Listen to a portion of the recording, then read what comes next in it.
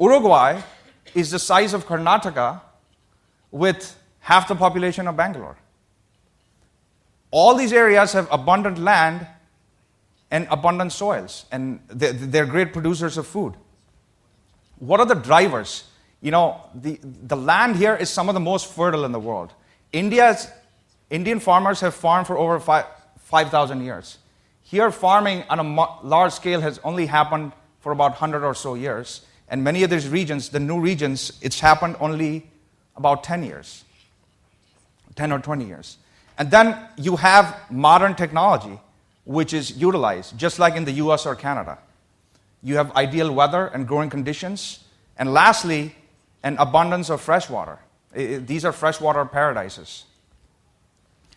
And very importantly, there are a lot of Harvard business cases on the knowledge and R&D that has been generated by Latin American companies in the agribusiness space. And this is very valuable going forward and puts their agribusiness on a very sound footing. Here's a map. I want to emphasize on water. Latin America has 5% of the world's population, but 26% of the world's fresh water. And if you look at the rate of water depletion, it is absolutely staggering in South Asia, the Middle East, North Africa. And if you look at Latin America, there's hardly any drawing down of water resources because the populations are so small. This photo is the confluence of the Uruguay and Paraná River making the Rio Plata. Where I live in Buenos Aires, this is a river which flows outside. And there's been Indian delegations who came there and thought it was a sea, because the river at its widest is 200 kilometers wide. And last year, when the oil prices had completely collapsed, you had oil tankers opening up their hatches, filling it with fresh water from the Rio Plata, and selling it in the Middle East. Every day when I walk out of my apartment, you will be absolutely shocked, or dare I say, some of you would have a heart attack to know that the city of Buenos Aires hoses down pavements every day with drinking water. And this chart says it all in terms of water resources per capita. So what are the success factors, additional success factors for agribusiness? If you look at the rates of return on investment on leased farming, they range anywhere from 20 to 25%. This is a very conservative number based on 5-year moving averages. And the last few years, with huge rise in commodity prices, this return has been over 30%, and a lot of fortunes have been made. And just like in IT, you look at fundamental costs, farmland, it's $200 to $1,200, $1,500 an acre, depending on where you're talking about.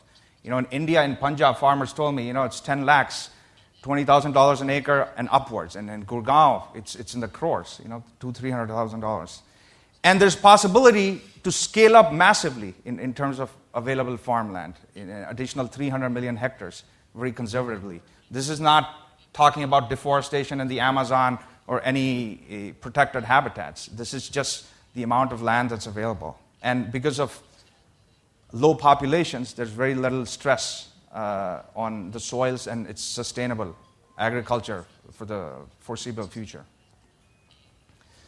I want to emphasize, and again, this is where the analogy with outsourcing and IT comes in. Agribusiness in Latin America is like IT in India. And what are the fundamentals of that?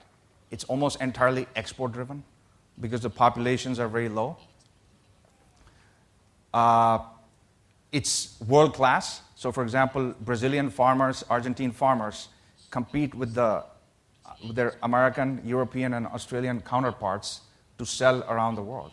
And in fact, many of them are taxed by their governments on revenues, not profits, and yet they're competitive. You have a huge ecosystem in place of agricultural research universities, of crop scientists, of service providers. This is fundamental. Planting companies, harvesting companies, spraying companies. So you, as running a farm or an agribusiness operation, you can pick and choose providers. It's not on your balance sheet, capital costs. Everything is outsourced. And this makes for very strong future growth prospects. You can scale from 2,000, 5,000 acres to 50,000 acres very easily. And along with farming, it's the logistics, infrastructure, all those supporting arrangements are in place. We get asked a lot this question, how about Africa?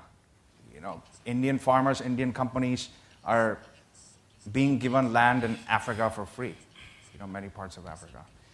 And this is just a comparison, kind of virgin land in northeast Brazil and a photo that one company sent me about land that were being offered for free, near the border of Sudan. For us, emphasizing some of the minister's statements from this morning, it's a few reasons why we think Latin America is more compelling. The first reason is just the huge experience or knowledge base which exists in agriculture. The second is, of course, as mentioned, important, the cultural compatibility. And just like in India, there's a long history of working with land and food. And so it's almost like a spiritual soul connection with the agricultural business.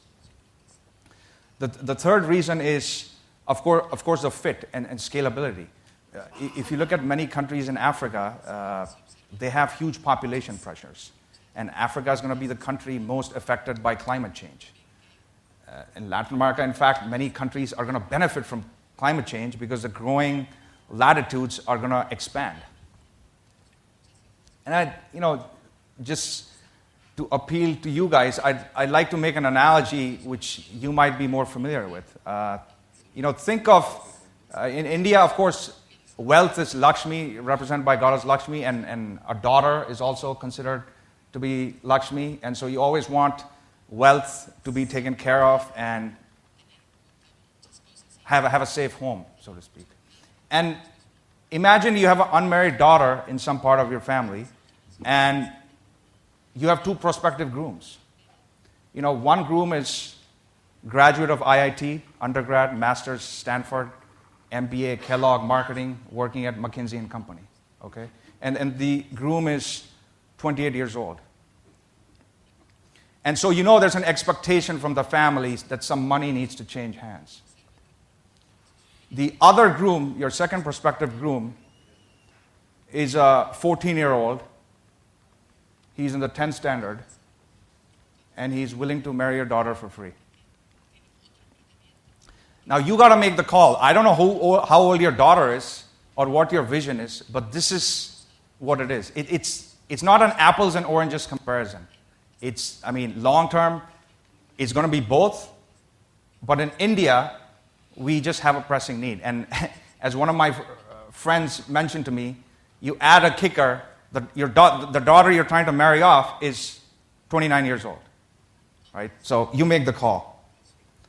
So to conclude, I'm going to say, for those of you who think this is difficult or this is too complicated and maybe you're not in the agriculture business, I urge you to reconsider this space, the entire value chain in agribusiness. And like they say, the best time to plant a tree was 20 years ago, and the second best time is now.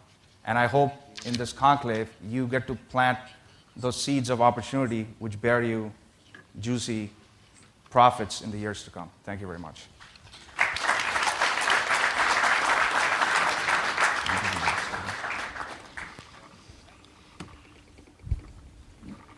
Thank you. Yes, I have. Sorry.